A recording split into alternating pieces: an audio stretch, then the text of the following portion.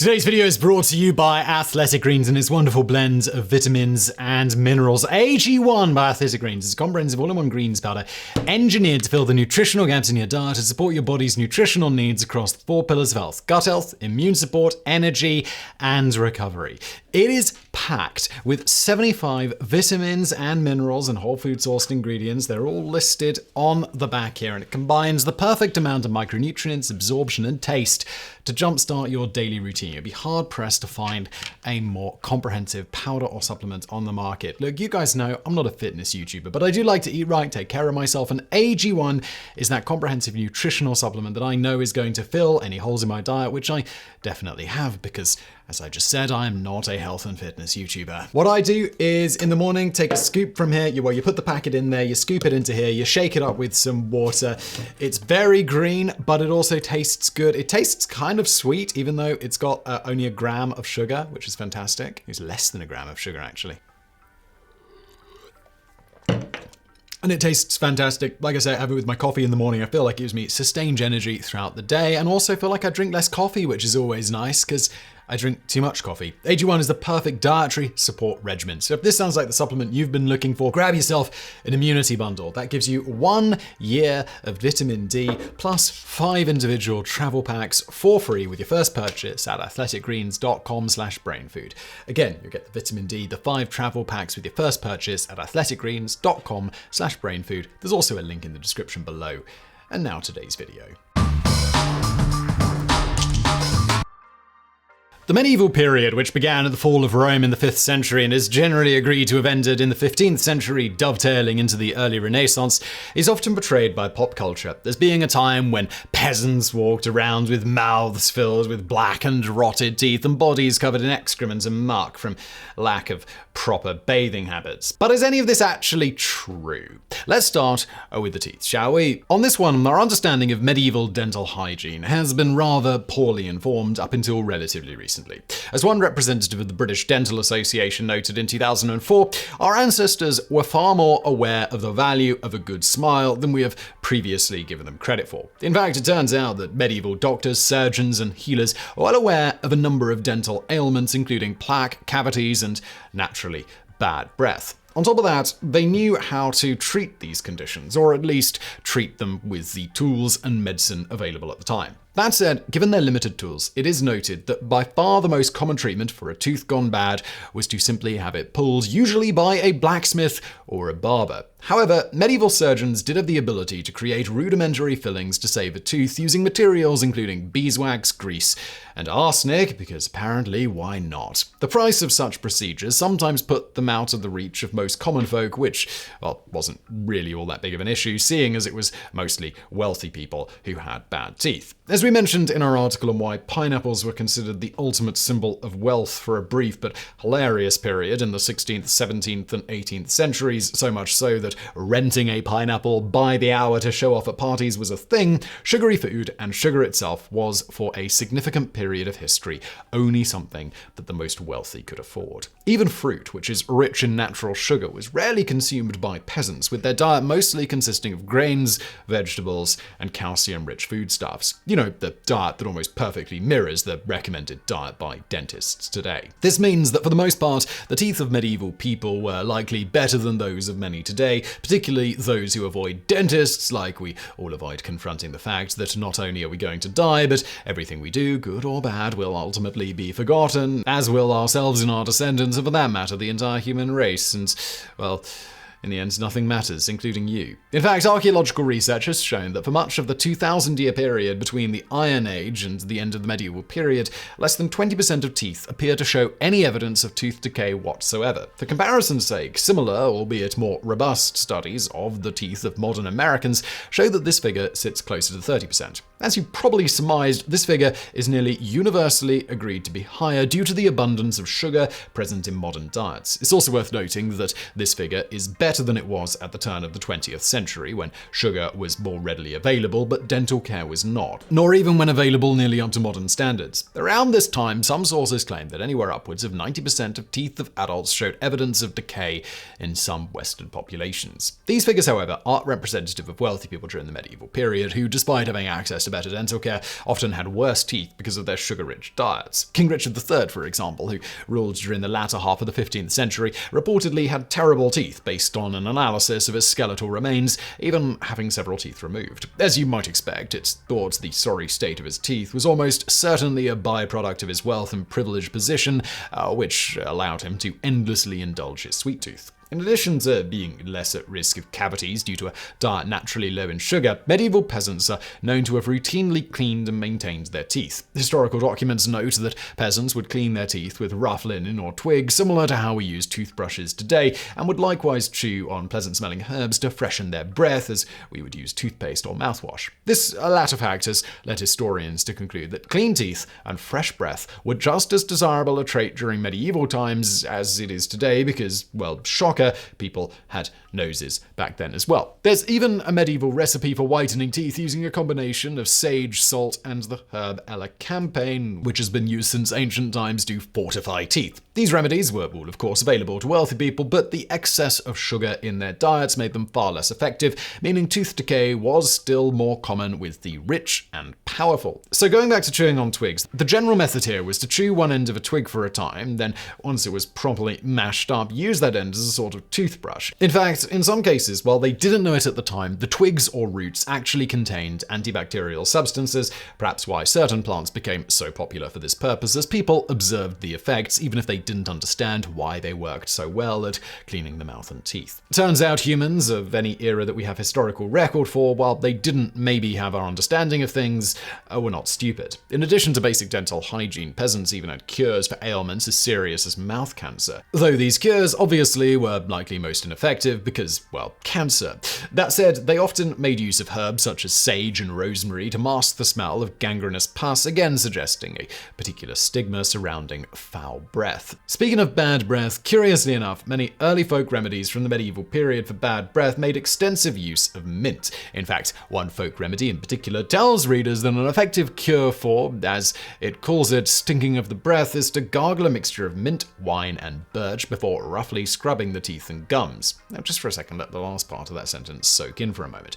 Peasants in medieval times were aware of how important it is to clean your gums to keep your breath fresh. Keep in mind that dentists today still have to routinely tell patients not to forget to clean their gums when brushing their teeth. So, yeah, while we feel it is important to constantly remind people with their rose-colored glasses that the past was just the worst and that they sound like absolute ignorant dumbasses who really should crack a history book once in a while when they say things like, I wish I lived in literally any other time period in history than right now.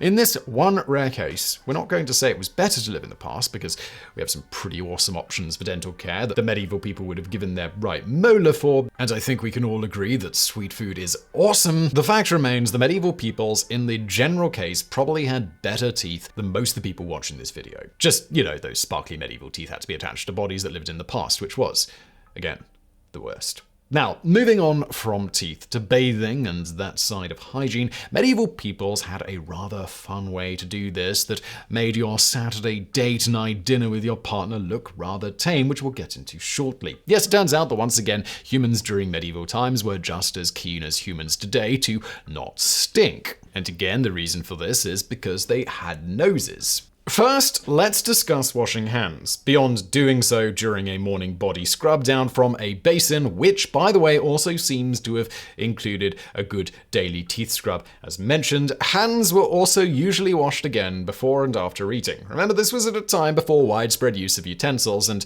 the fork at one point was actually viewed as sinful to use for hilarious reasons that we'll get into in the bonus facts in just a bit. Beyond eating with one's hands, particularly those of lower classes, also often ate and drank from the same containers as well. From this, it should come as no surprise that getting your hands clean before eating was considered good manners, and cleaning the fingers after was also something of a necessity to get remnants of food off. Moving back to bathing, at least during medieval times, while some medical professionals did advise against doing it excessively, many others extolled the benefits of bathing regularly at keeping one healthy. For example, Italian physician Magninius Medialanius, who also functioned as a court physician, as well as for a time the regent master of the University of Paris in the 14th century, notes, "The bath cleans the external body parts of dirt left behind from exercise on the outside of the body. If any of the waste products of third digestion are left under the skin, though are not resolved by exercise and massage, these will be resolved by the bath." He also recommended bathing as a means to cure or ease discomfort, such as for the elderly and women who are pregnant. Of course, when talking full body baths, only the reasonably well-off at this point could actually afford to own a bath of some sort and to supply it with hot water, so most relied on bathhouses, rivers, lakes, hot springs, etc. The poorest of the poor who could not afford to go to a bathhouse are generally thought to have had extremely poor hygiene during the winter months, outside of washing using basins, but this wasn't exactly by choice. For the rest, bathhouses were common, particularly after the 11th century, when crusaders who had become accustomed to such and the excellent hygiene habits of Muslim and Jewish peoples popularized and regularly frequented these establishments, not just for bathing purposes, but also to socialize and to get spicy. In fact, if we fast forward to the 15th century, bathing and eating at bathhouses were often combined. As noted in the book Clean, A History of Personal Hygiene and Purity by Virginia Smith, by the 15th century, bath feasting in many town bathhouses seems to have been as common as going out to a restaurant was to become 4 centuries later. German bath etchings from the 15th century often feature the town bathhouse with a long row of bathing couples eating a meal naked in bathtubs, often several to a tub, with other couples seen smiling in beds in the mid-distance. While this might seem a little odd at first glance through a modern lens, consider that many people today enjoy soaking in a hot tub or pool with their friends while drinking alcoholic beverages, which is not too dissimilar to these former bathhouse practices, except now usually featuring skimpy bathing suits. Going back to bathhouses, given that many were connected to bakeries in order to use heat from their ovens to warm the water, let's face it, there's no way one could sit there in the water smelling freshly baked bread and not develop a voracious appetite. And speaking of voracious appetites, given that many bathhouses were not gender divided and featured naked, now clean people having a good time together, it should also come as no surprise that bathhouses were known to be places to go and have a really good time. For those without a non-paid partner, these establishments were also frequently places to find or engage the services of exceptionally good-smelling ladies of the night. As you might have guessed from all of this, many church groups looked down on bathhouses for this reason. For example, consider this excerpt from an 11th century minister known as Burchard of Worms. "If thou, being a married man, hast shamed the nakedness of any woman, as I say, her breasts and her shameful parts, if thou hast, thou shalt do penance for 5 days on bread and water, but if thou art not married, 2 days on bread and water. Hast thou washed thyself in the bath with thy wife and other women, and seen them nude, and they thee? If thou hast, thou shouldest fast for 3 days on bread and water." However, contrary to popular belief, on the whole at this time, it doesn't seem as if most church organizations had a big problem with the bathing itself, just the perceived immorality exhibited at many bathhouses. For example, 6th century Pope Gregory I is known to have encouraged Christians to bathe regularly, and as alluded to, Muslim and Jewish groups were likewise known to be even more fastidious than their Christian brethren about keeping clean. As for the Christian church in Europe, to solve the issue of a whole lot of nakedness and loving taking place at bathhouses, it became relatively common for bathhouses to be built by the various church groups themselves near monasteries. The difference between these bathhouses and the other variety was that they were a whole lot less fun, specifically with separate areas for men and women instead of mixing them together. Further demonstrating that most church organizations did not really have anything against the act of bathing itself, many monasteries actually piped water into their own, sometimes elaborate baths, and even required the clergy to bathe before many events. For example, at Westminster Abbey, they required their monks to bathe for Christmas, Easter, at the end of June, and at the end of September. This doesn't mean, however, that the monks weren't bathing elsewise, just that they were required to do so during these periods. In fact, evidence seems to indicate they bathed much more frequently than that, as they seem to have employed a bath attendant year-round at that abbey. So, if people during medieval times actually did bathe relatively frequently, where did the perception that they didn't come from? This came about thanks to the latter end of this period and beyond, where people really did start bathing less. As to why, to begin with, around the mid-14th century, about 60% of the European population died within about 7 years or so. Not too dissimilar to the snap, but in this case because of the Black Death. This saw the former popular practice of people communing in bathhouses together to start to become decidedly less popular for a time, though it seems to have picked back up after. Things went the other way again around the early 16th century when diseases like syphilis started rearing their ugly heads in Europe. Around this time, a popular notion arose in some regions of Europe that water could carry disease into the body through the pores of the skin, especially hot water. It wasn't just diseases from the water itself that they were worried about. They also felt that with the pores widened after a bath, this resulted in infections of the air having easier access to the body. Hence, bathing, particularly at bathhouses, became connected with the spread of diseases. Of course, given countless people were all bathing together in the same warm water, sharing food, and sometimes even having sex, this probably did genuinely invite the spread of disease at these establishments. Further, even in home baths, water was still commonly shared with many people, as hauling it all in was no small task, and even more work and cost of choosing to heat it up as well. Thus, the popularity of bathhouses began to significantly decline around when syphilis was making the rounds, as noted by Dutch philosopher Erasmus in 1526. 25 years ago, nothing was more fashionable in Brabant than public baths. Today, there are none. The new plague has taught us to avoid them. And to be fair, when choosing to be a little more stinky or getting the literal plague or syphilis without modern medicine available, well, yeah, that was a good choice, ancestors. Well done. But again, as now, people tended to still not like to stink if at all possible. Thus, without the bathhouses around or as popular, many began mostly relying on the age-old method of washing using a basin as the primary means to keep clean, as well as, when the weather allowed, taking dips in lakes and rivers. To further get around the stink problem, people who could afford it took to frequently changing their linen undergarments, as well as rubbing themselves down with freshly cleaned linen or scented rags. Various perfumes were also used, as well as the practice of wearing small bags containing fragrant herbs. Herbs such as Salvia officinalis, bay leaves, and hyssop were also commonly rubbed under the armpits and elsewhere for use as deodorant. That said, while most still bathed occasionally, just less frequently than before, it does appear that some, even among the nobility, really did forego full-body bathing at this point, or at least they'd claim as much. For example, one Russian ambassador to France noted, "His Majesty Louis XIV stunk like a wild animal." Russians were not so finicky about bathing and tended to bathe regularly, even after their European brethren had largely abandoned bathhouses. King Louis XIV's stench seems to have come from the fact that his physicians advised him to bathe as infrequently as possible to maintain good health. He also stated he found the act of bathing disturbing. Because of this, he is said to have only bathed in a bath twice in his lifetime. Another in this gruesome twosome class among the aristocracy was Queen Isabel I of Spain, who claimed that she had only taken a full-body bath twice in her lifetime, when she was first born and when she got married. Of course, in both cases, they are perhaps forgetting that many times servants perhaps bathed them as children, and given certain moral attitudes of the day, particularly in the case of Isabel, it may be that they were just saying that they didn't ever bathe, rather than this actually being the case. Whatever the case, amazingly, these post-medieval time attitudes against regular full-body bathing in certain pockets of Europe lingered among some groups until around the mid-19th century. But to sum up, there doesn't actually ever seem to have been a time in recorded history that people are known to have ceased bathing in some form altogether, with the record for the least hygienic not going to our ultra-distant ancestors like medieval people or those before, but to our more recent ones, with the abandoning of better hygiene by some groups around the 16th century and beyond, thanks to widespread disease and the development of more prudish attitudes.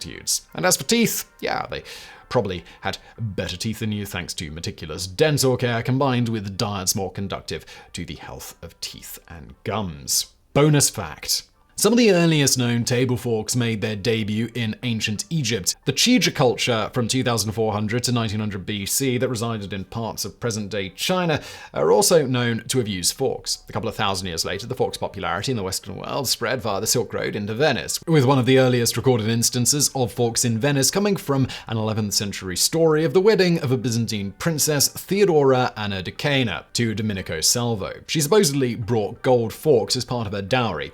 However, the God-fearing Venetians saw these pronged monstrosities as a slight against the Lord himself, who gave us perfectly good fingers to eat with. And if you're now thinking we're exaggerating, consider this quote from St. Peter Damian. God, in his wisdom, has provided man with natural forks, his fingers. Therefore, it is an insult to him to substitute artificial metallic forks for them when eating. Of course, in the book of Samuel, chapter 2, verse 13, thought to have been composed around 640 to 540 BC, it states that Jewish priests' assistants used forks. And the priest's custom with the people was that when any man offered sacrifice, the priest's servant came while the flesh was in seething with a flesh hook of 3 teeth in his hand. Such trivial mentions as usage in the Holy Scriptures by none other than the priest servants themselves didn't stop many religious elite from vilifying the fork and poor Theodora. They also didn't like that she used napkins, among other things. When the priestess died 2 years later of mysterious degenerative disease, it was considered by some to be punishment for her pride and perceived excesses. Despite being mentioned as okay to use in the Hebrew Bible, forks in the Western world continued to carry this negative stigma due to their association with Eastern decadence and being perceived as an affront to God. The fork's popularity began to grow, however, during the 16th century due to the infamous historical trendsetter Catherine de' Medici. She helped popularize the fork with French tables after her marriage to Henry II. At this time, anything Italian was in vogue thanks to the Renaissance. The fork also became more popular as hygiene ideals began to change, particularly as people started bathing and washing less frequently around this time as previously noted. Naturally, the fork began to seem increasingly attractive to those who preferred their food to be free of anything on their hands. However, many men still rejected them as they were considered too feminine. This attitude began to alter when they began to be crafted with ruffled cuffs. Now, this might seem strange to us, but let's not forget that high heels were originally invented for men who also commonly wore tights. On that note, when forks began gaining in popularity, this resulted in less of a need for a pointed knife during mealtimes. As such, in 1669, Louis XIV, the same guy who loved doing up his hair wearing tights and high heels, as was the manly fashion at the time, made these overly sharp knives illegal at the table and replaced them with blunter/wider ones. That said, it wouldn't be until the industrialization period that the lower and middle classes began commonly using forks thanks to a reduction in price. When this happened, forks quickly surpassed knives as the most popular cutlery item. Finally, any mention of the history of cutlery would not be complete without giving a nod to the fact that ancient spoons in China also sometimes featured a pointy end to be used as a one-prong fork/knife, perhaps the first known instance of the spork or spknife, depending on how you want to look at it.